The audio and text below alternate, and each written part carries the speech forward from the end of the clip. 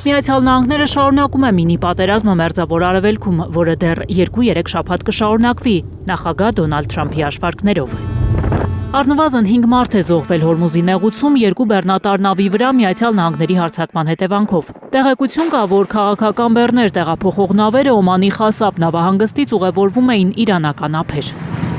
Ավելի վաղ նահանգների զինուժի կենտրոնական հրամանատարության ղեկավար ծովակալ Բրեդ Կուպերը հայտնել էր, որ ամերիկյան ռազմական ուղղաթիռները Հորմուզի նեղուցում խորտակել են իրանական 6 փոքր մոտորանավակ։ Հորմուզի նեղուցում արգելափակումից առևտրային նավերի դուրսբերման ծովային գործողությունը, որ երկուշաբթի է սկսել Վաշինգտոնը, սադրանք է համարում Թեհրանը։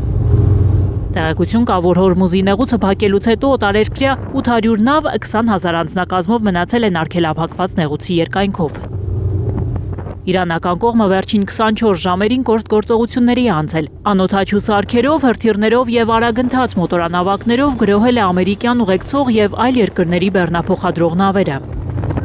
Թեհրանը հարձակվել է նաեւ Արաբական Միացյալ Էմիրություններում կարևորագույն նավթային հանգույց Ֆուջեյրա նավահանգստի վրա։ Հորմուզի նեղուցի իրանական վերահսկողությունը ամրապնդման փուլում է, հայտարարել է Իրանի Մեջլիսի խոսնակ Մոհամմադ Բաղեր Ղալիբաֆը։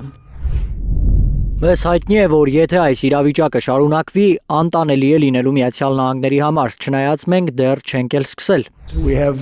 Միացյալ Նահանգների ղեկավարը շարունակում է պնդել, թե ավելի քան 1 ամիս շարունակված ռազմական գործողությունների ընթացքում վերացրել են Իրանի հնարավորությունները։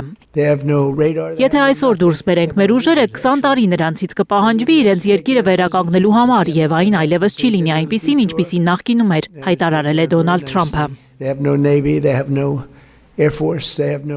Նրանք չունեն ռազմածովային ուժեր, նրանք չունեն օդային ուժեր, նրանք չունեն հակաօդային սարքավորումներ, նրանք չունեն ռադար։